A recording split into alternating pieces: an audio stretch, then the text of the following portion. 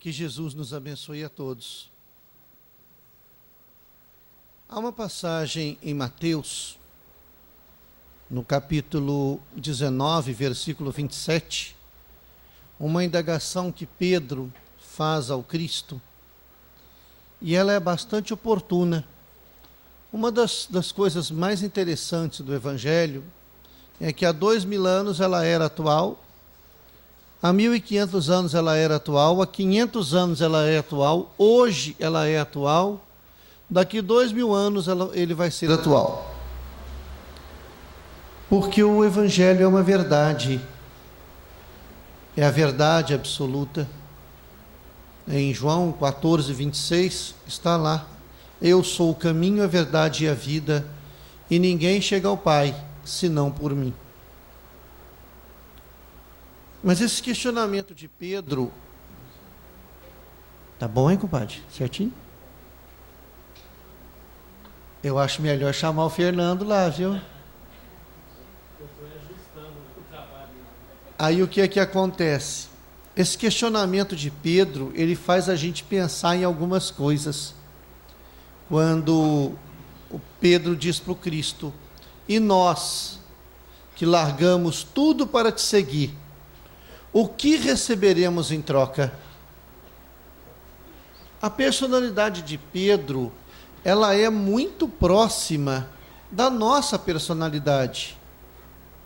Se a gente parar para analisar, o primeiro diálogo que o Cristo e o Pedro retratam entre si, e que vai demonstrar uma grandiosidade espiritual dele, foi quando o Cristo pergunta aos discípulos: quem dizem que sou?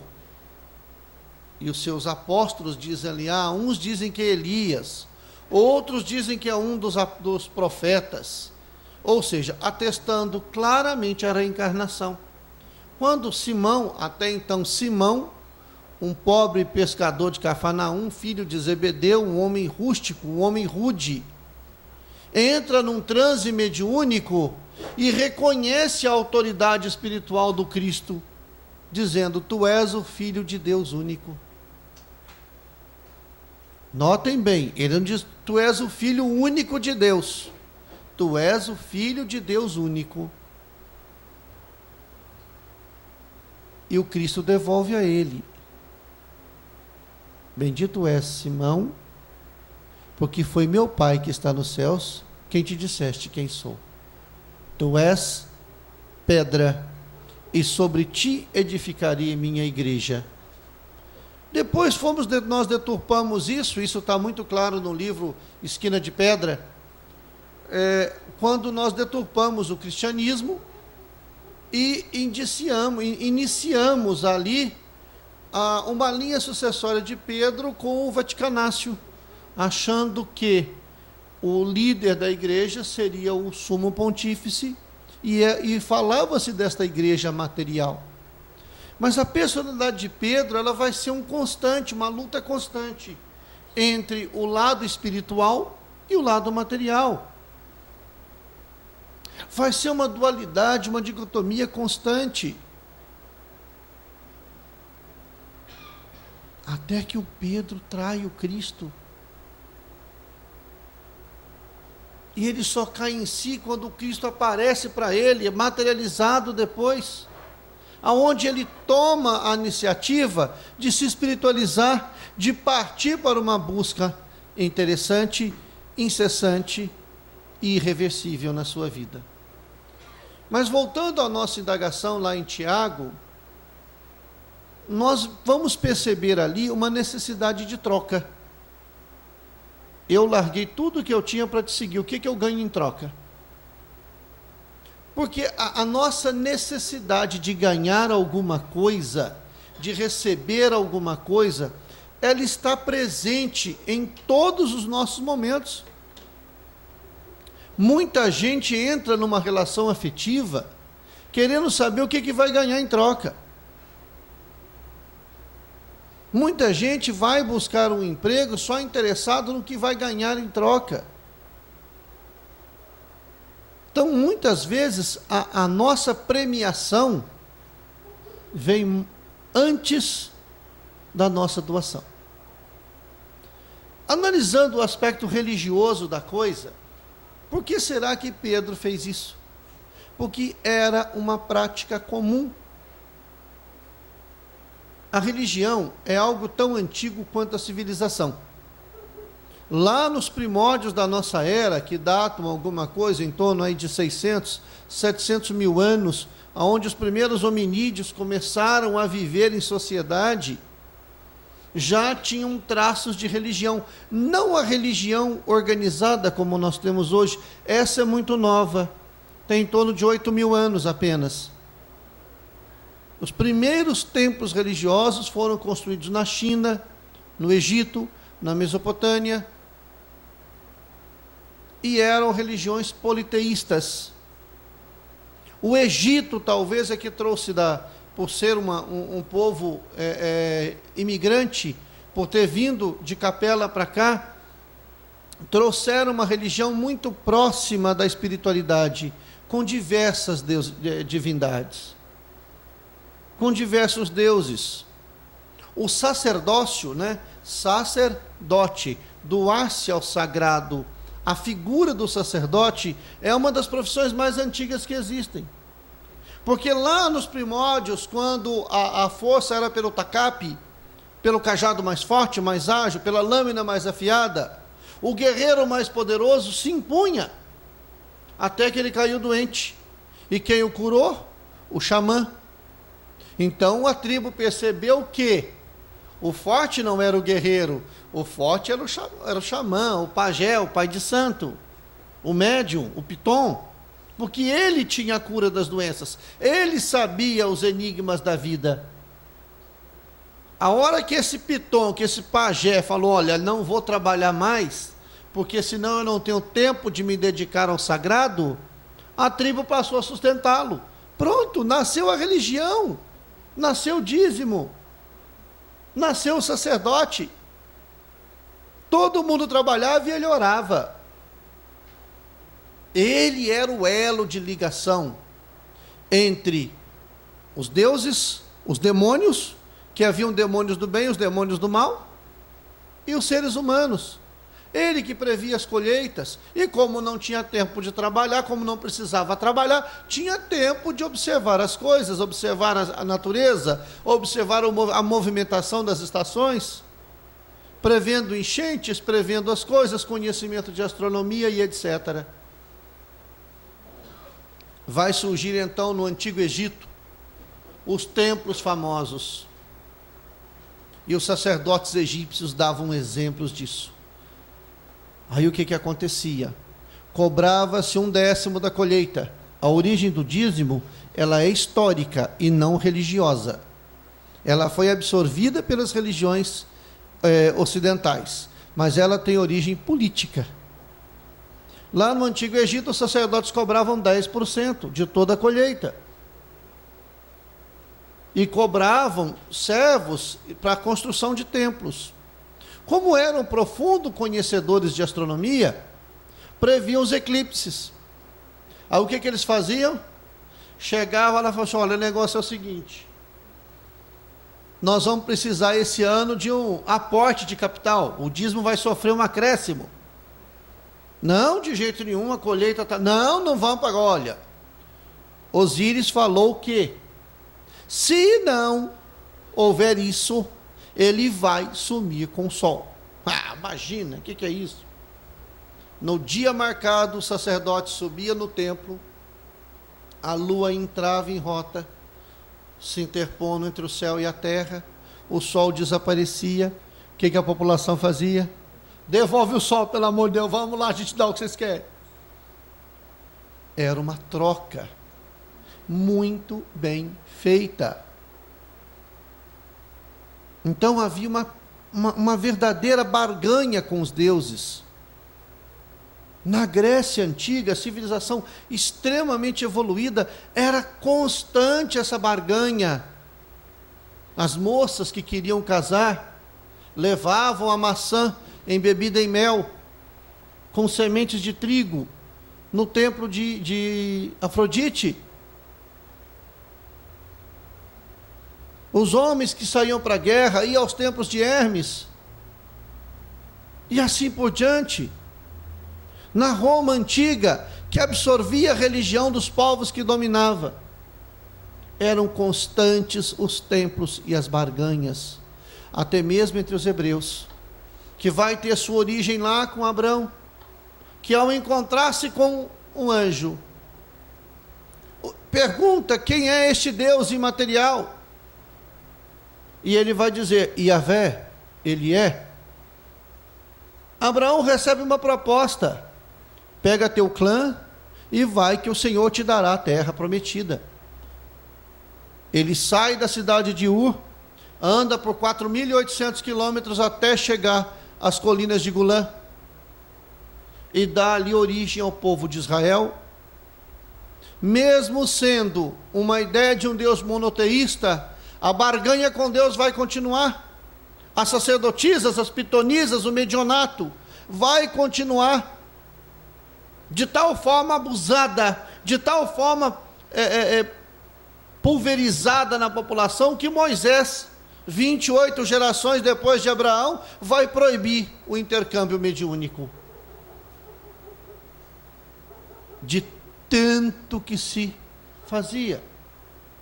O intercâmbio era uma coisa corriqueira, perdeu o seu sentido, perdeu a razão. 14 gerações depois de Moisés, vem o Cristo e vai trazer para nós uma nova visão de Deus. Mas entre povos antigos, a barganha continuava ocorrendo. Vocês sabem, todo mundo já disse aqui, perdeu o norte, né? Essa expressão vinha dos guerreiros vikings, que quando saíam para a batalha, se embebedavam demais e esqueciam para onde tinha que voltar. O nevoeiro tampava a estrela do norte, eles não sabiam mais, eles perdiam o norte. Mas entre os vikings, também havia o sacrifício humano, porque chegou no momento em que eu doava para os deuses as plantas, pequenos animais, eu sacrificava aquilo. Mas de repente a coisa começou a não atender aos deuses, e nós começamos a sacrificar vidas humanas. Até os celtas não escapavam disso, tinham seus rituais de sacrifício humano. Entre os normandos, entre os vikings, quando nascia uma morena, ela era separada da tribo, levada para as valquírias, para o templo das valquírias. Quando ela entrava, transformava-se em mulher. Quando vinha a sua primeira menstruação, ela era sacrificada e o seu sangue jorrado nos campos para fertilizar a terra. Entre os havaianos, nascia uma loira, tirava da família, ia para uma ilha que não tinha homens, era a ilha das Amazonas, só mulheres. Quando esta menina virava mulher, ela era todo um ritual cheio de pompa, levada até a ilha do vulcão mais forte, mais poderoso, e jogava dentro do vulcão para acalmar os deuses. E se os deuses não se acalmavam, a culpa era do sacrifício, que ela não estava pura. Aí ela matava a família dela. Simples. Os povos mais antigos, mais evoluídos, que os astecas, maias e incas, tinham rituais de sacrifício humano para garantir uma boa colheita. Novamente a mulher, novamente loira, porque o cabelo tinha que ser da cor do trigo, do milho, perdão. Só que aí era uma coisa chique, não era um sacrifíciozinho qualquer.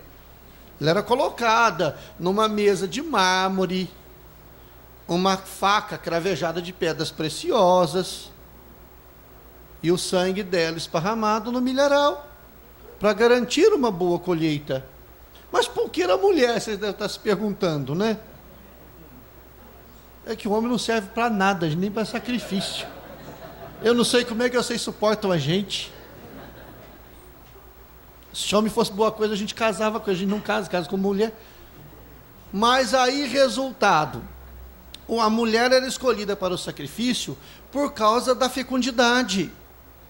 da perpetuação, do parto, do sabe, da capacidade que a mulher tem de procriar. Então essas barganhas aconteciam, e em alguns povos acontece. A minha mulher estava falando outro dia que ela queria muito ir para a África. Eu achei natural, porque ela é bióloga. Eu falei, poxa, quer lá ver os bichos. Eu estava fazendo a pesquisa para essa palestra. Eu vi que os albinos são sacrificados lá até hoje. Eu falei, sei. Ela me faz um seguro de vida altíssimo e quer me levar para a África.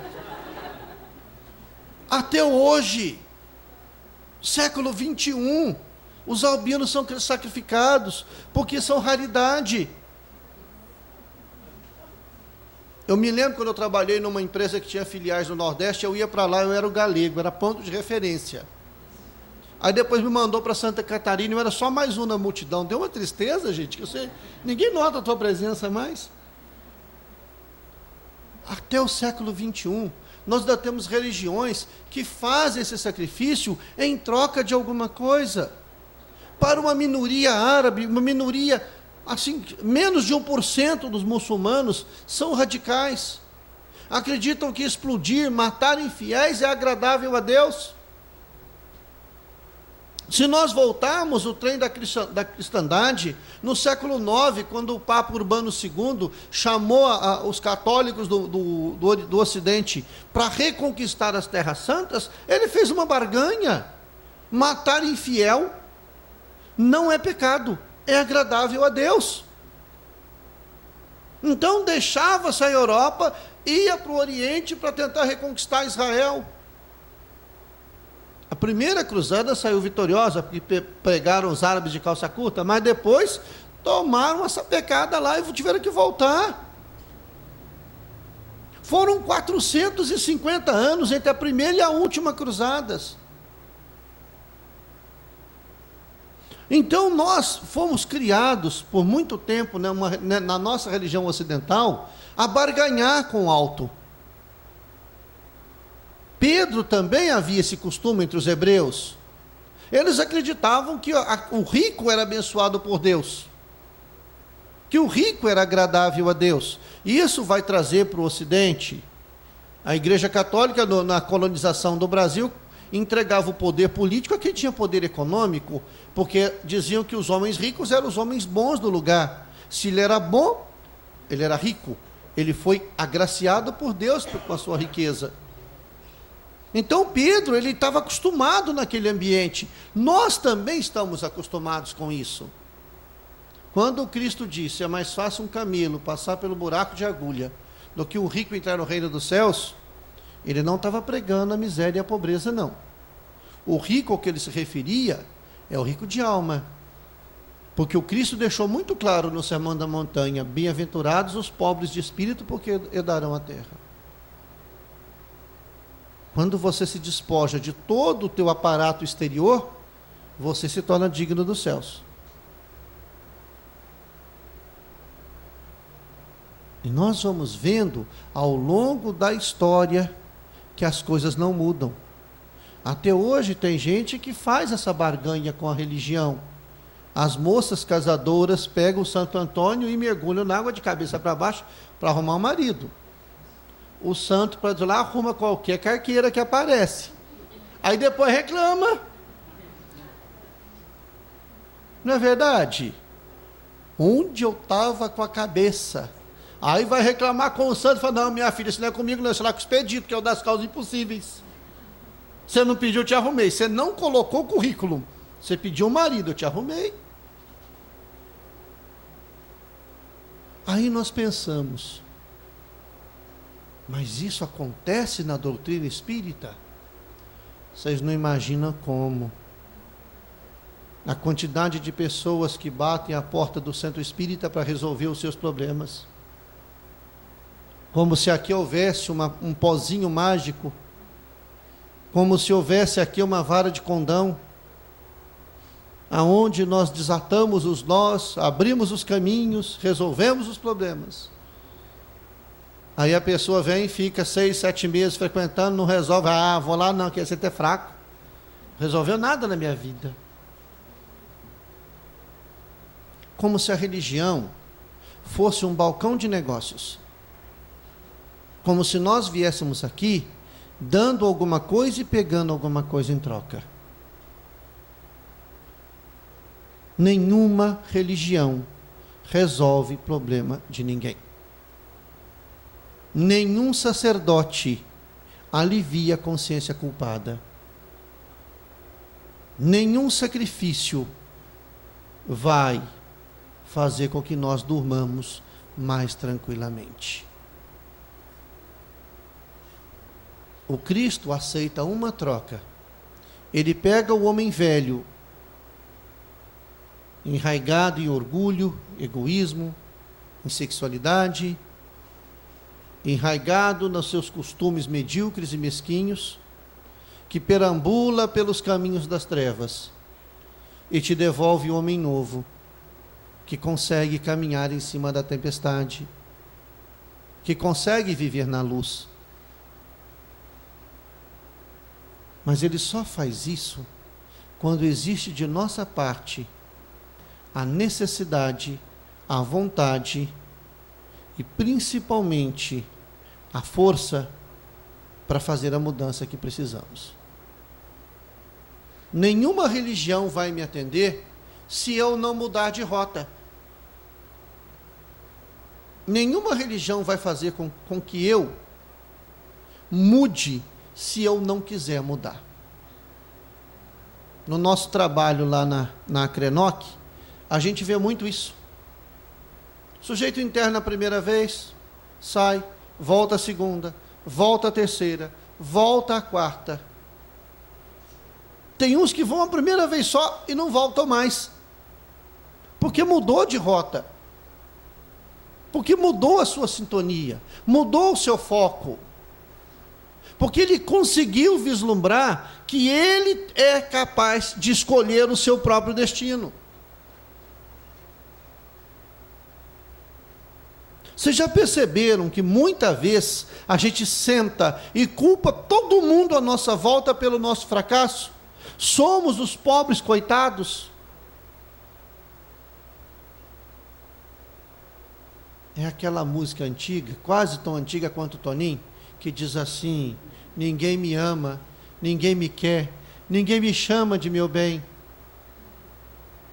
Nós adoramos sentir pena de nós mesmos. Nós adoramos ficar no canto, oh, coitadinho de você. Oh, meu Deus do céu. Justo com você, criatura. Pois é. Pois é. Eu faço tanta coisa, eu sou tão bom. Quando chamaram Cristo de bom, ele falou o quê? Bom é o Pai que está nos céus. E eu já não sou bom não, eu sou muito bom, eu sou melhor do que o Cristo. E mesmo assim eu acho que eu estou sofrendo. E mesmo assim eu acho que a minha cruz está muito pesada. Sabe quando eu vou encontrar solução para isso? Nunca. Eu vou bater a porta de todos os credos religiosos, de todos os templos. Mas eu não vou me encontrar, porque eu me recuso a enxergar a raiz dos meus problemas. É igual aquele sujeito que está com infecção e quebra o termômetro para não medir a febre. Ou seja, eu não quero identificar o problema. Ah, mas depois que eu me tornei espírito, os meus problemas aumentaram.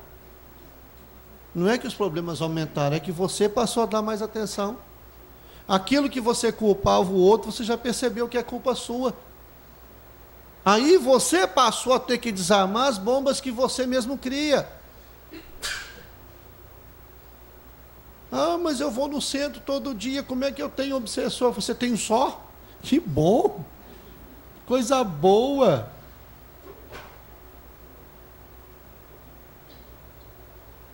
Nós ainda estamos no balcão de negócios? Nós ainda estamos esperando troca? Um dia eu estava no atendimento fraterno aqui, chega uma moça, queria saber que tipo de trabalho que a gente podia fazer para ela tirar a carteira de motorista. Aí eu falei, senhora, aqui a gente não tem essa prática, o que a senhora pode fazer é na hora da sua exame, pedir proteção, pedir serenidade. Quando eu vi ela sair com o carro, eu falei que os bons espíritos ajudem, que ela não tire essa carteira. O trânsito vai ser bem mais seguro sem ela. Outros vêm aqui querendo saber por que não consegue um emprego, por que não arruma um marido, uma esposa. Aí fica no mesmo caso do Santo Antônio, né? Arruma e depois reclama. Você não pediu? Mas eu pedi uma esposa, não uma jararaca. Foi meu filho. Toda jararaca tem o jararaco que merece. Nós queremos soluções imediatas. Nós queremos coisas para ontem de manhã. E isso não vai acontecer. Nós estamos perambulando pela fria estrada da tristeza, porque queremos. Nós estamos caminhando pelas rotas da angústia, porque nós queremos. Nós estamos dando alimento para a nossa ansiedade, porque nós queremos. Ai, mas e a crise financeira? Minha avó nasceu em 1913, se casou aos 13 anos de idade, como era costume na época. Quando ela se casou, minha bisavó Fernandina, a chamou e falou assim, minha filha, isso ela contando para a gente, você vai enfrentar uma crise muito forte, porque quando eu me casei com seu pai, isso em 1800 e alguma coisa, 1880, 1870, alguma coisa assim, a minha mãe falou que ela também enfrentou uma crise muito forte quando ela se casou em 1820. E tem gente entrando numa angústia com um problema que não existe, com medo do porvir, com medo do futuro. Que futuro nós temos?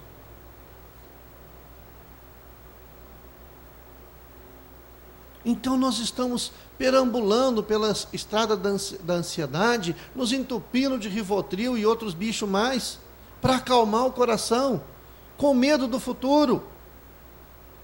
Dormimos, não conseguimos, deitamos para dormir, não conseguimos repousar, pensando nos problemas que vamos ter que resolver amanhã na segunda. Nossa, eu tenho que fazer isso, eu tenho que fazer aquilo, e se acontecer. Vocês já perceberam? A gente não consegue, aí se acorda cansado, porque você não se permitiu descansar. Isso é ansiedade. E nós perambulamos por isso, por esse caminho, e queremos que a religião nos dê paz. Agora, como que eu vou permitir a construção da paz interior se eu alimento o meu desespero? Se eu alimento esses monstros? Se eu estou com o coração cheio de mágoa, de nódulos, de rancor? Como eu vou querer um coração sereno se eu sou incapaz de perdoar, de esquecer, de entender que as pessoas que caminham à minha volta são tão falíveis quanto eu?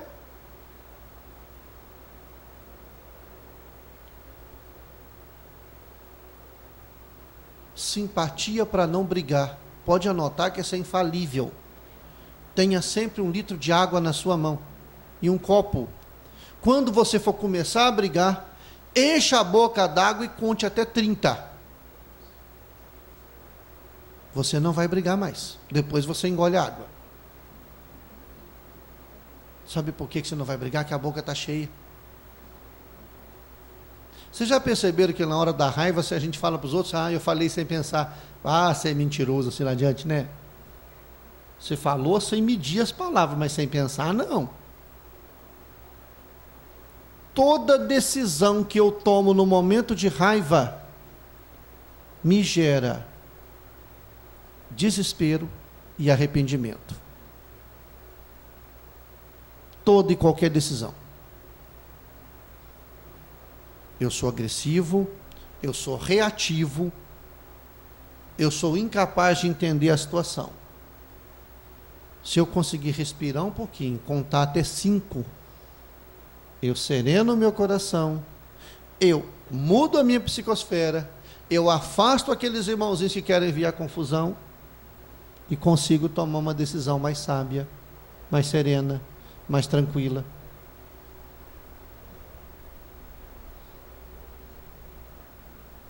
Se eu não estiver disposto a fazer pequenas mudanças, pequenas concessões, se eu não estiver disposto a estabelecer no GPS da minha vida uma nova rota, um novo destino, eu não vou encontrar serenidade nunca. Eu vou perambular por diversos templos religiosos. Eu posso encontrar com o próprio Cristo. Vou experimentar uma sensação de paz momentânea. Mas depois, no exercício diário, na minha vida rotineira, com os meus vícios, com os meus hábitos, eu volto a ser o que eu era antes. Porque eu não criei uma sintonia com Cristo. Eu não criei um canal de dupla mão com Ele, como Zaqueu fez quando quis vir o Cristo. Ele subiu na árvore porque se reconheceu em baixa estatura. Viu o Cristo e foi visto pelo Cristo. E o Cristo disse o que? Zaqueu, desce. Eu já te vi. Agora você pode voltar para o mundo, que você não é mais o mesmo. É necessário que eu esteja contigo em tua casa. Ou seja, no momento em que eu mudei o meu horizonte de tal forma que eu consigo criar um canal direto com Cristo, eu posso voltar para a terra, que eu não sou mais o mesmo. Isso ocorreu com Paulo na estrada de Damasco, com Saulo. Quando viu o Cristo, quando a luz do Cristo tocou seus olhos, e aquele amor resplandecente lhe inflamou o coração, houve a necessidade do simbolismo do Paulo tornar-se cego para o mundo exterior e enxergar o mundo interior.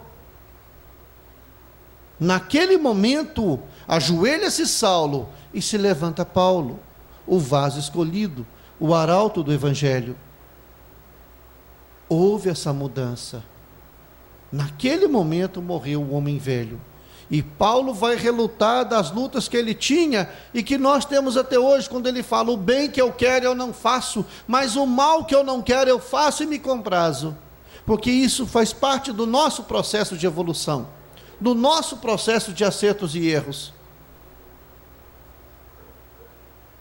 Nós precisamos continuar tentando sempre. Nós precisamos caminhar sempre. Nós precisamos identificar os nossos problemas, identificar os nossos desafios e vencer um a um. Conheça-te a ti mesmo.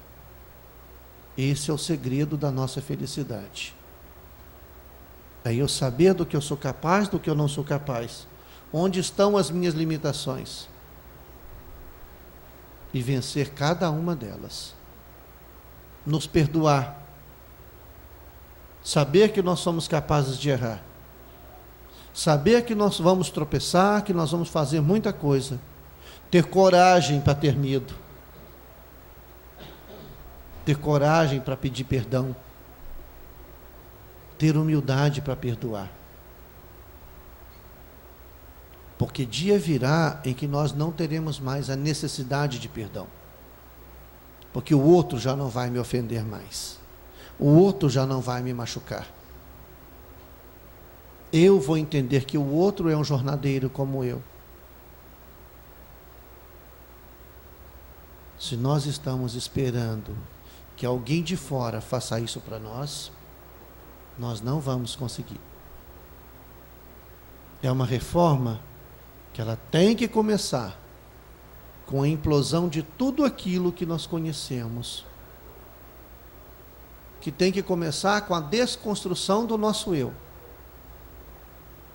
e reconstruir novamente peça por peça, parte por parte. é aprender a fazer tudo diferente. É aprender a mudar a cada dia.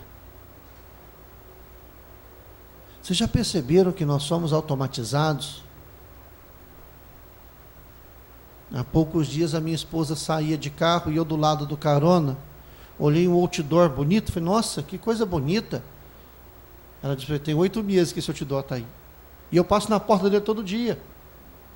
Mas eu estou tão automatizado, pensando nos problemas que me esperam na escola, que eu não vejo o caminho que eu estou fazendo. E nós estamos assim na vida.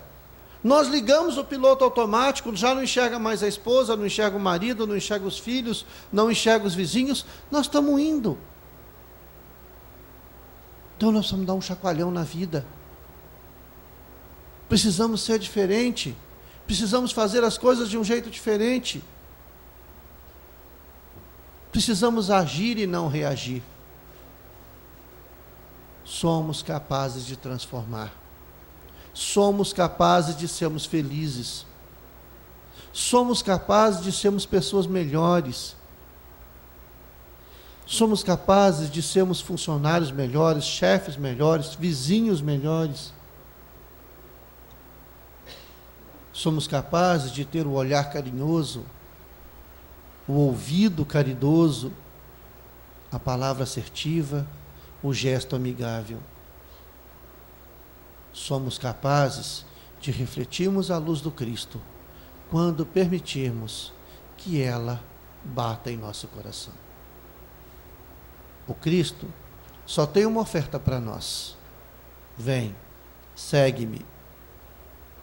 É só isso. E ele fala, ajuda-te que o céu te ajudará. Caminha enquanto é cedo. Reconcilia-te com teu inimigo enquanto é dia. Então ele nos dá constantes avisos de que nós temos que caminhar, que nós temos que evoluir, que nós temos que ser criaturas melhores. E isso só depende da nossa vontade, da mola motriz do nosso progresso, que é a nossa vontade. Nós somos todos capazes de ser feliz, capazes de mudar, capazes de transformar a vida de quem está à nossa volta, capaz de ser útil para aquela pessoa que está caminhando ao nosso lado. Nós somos capazes de afirmarmos um dia, já não sou eu quem vivo, mas é o Cristo quem vive em mim. Que a paz do Cristo esteja conosco no dia de hoje. Agradecemos a presença de todos. E aqueles que quiserem tomar passe, nós lembramos a necessidade de meditação e silêncio. Que Jesus nos abençoe a todos.